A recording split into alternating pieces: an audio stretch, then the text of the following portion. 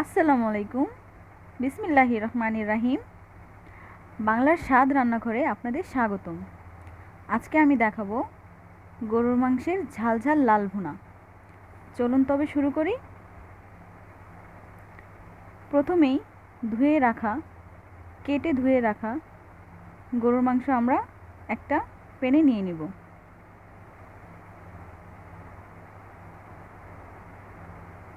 এই তো, এরপর আগে থেকে কেটে রাখা কিছু পেঁয়াজ আমরা অ্যাড করে নিব। পেঁয়াজের পরিমাণটা একটু বেশি দিতে হবে।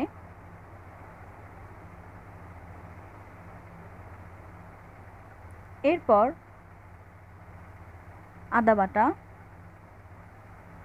পরিমাণ মতো আদা বাটা দিতে হবে। পরিমাণ মতো রসুন বাটা দিতে হবে।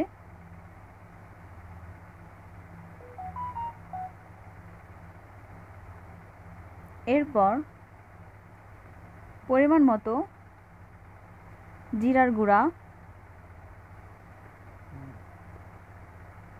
শাহি জিরা, ধনিয়া গুঁড়া, গোলমরিচের গুঁড়া, এলাচির গুঁড়া, দারচিনি গুঁড়া, সব ধরনের মশলা আমরা এখানে অ্যাড করে নেব। জয়ফল এবং জয়ন্ত্রী আমরা এখানে অ্যাড করে নেব।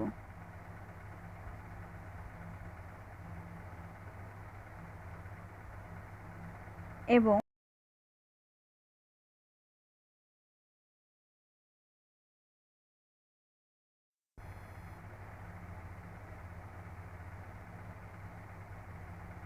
এই তো, সব ধরনের মশলা আমরা এখানে দিয়ে দিব।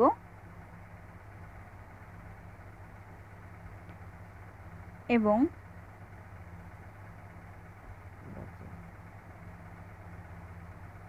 দারচিনির গুঁড়োটা একটু বেশি দিব, ফ্লেভার ভালো আসার জন্য।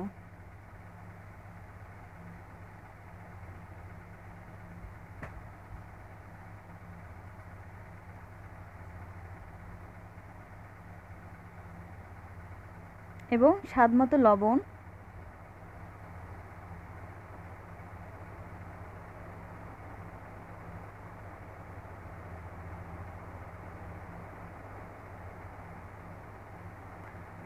এবং হোরা।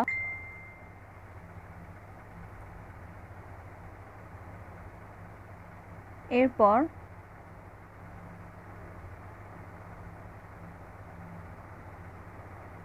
বেশ পরিমাণ মরিচের গুঁড়া আমরা অ্যাড করে নিব।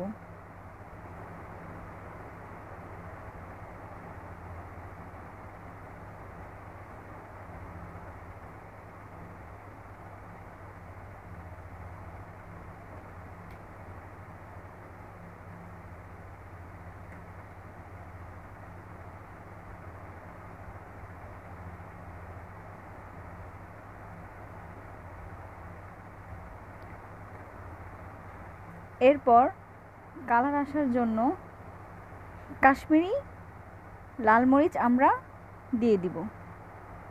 এরপর কিছু সয়াবিন তেল দিয়ে আমরা ভালো করে মাখিয়ে নিব। হাতের মাখানো মাংস অনেক মজা হয়। ভালোভাবে আমরা মিক্স করে নেব, মশলা যেন মাংসের ভিতরে ভালোভাবে যায়।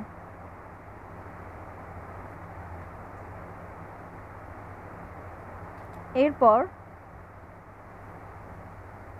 2 টেবিল চামচ টক দই দিয়ে ভালো করে মাখিয়ে নিব।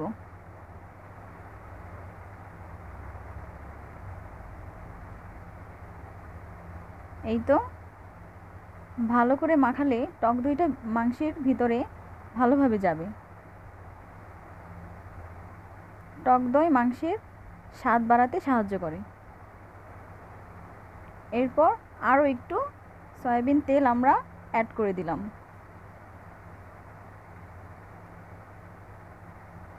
এই তো, এখন ভালোভাবে মশলাগুলো আমরা মাখিয়ে নিব।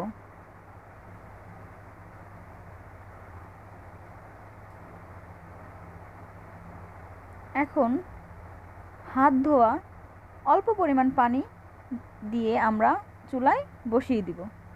ফুল হিটে আমরা এটা 20 মিনিট রান্না করব। ঢেকে দিয়ে 20 মিনিট পর আমরা চলে আসছি। এই তো চলে আসলাম 20 মিনিট পর। আমাদের মাংসটা কষানো হয়ে গিয়েছে। এই তো দেখুন তেল ছেড়ে দিয়েছে। এখন পরিমাণ মতো পানি দিয়ে আমরা মাংসটা আরও আধা ঘন্টা রান্না করে নিব।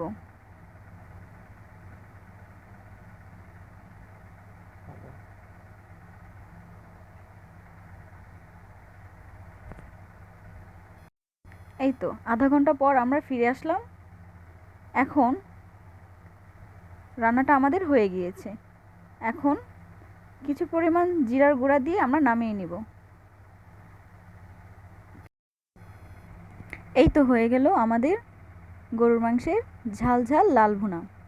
আমাদের চ্যানেলটি সাবস্ক্রাইব করবেন, আমাদের পাশে থেকে বেল আইকনে ক্লিক করবেন। আল্লাহ হাফেজ।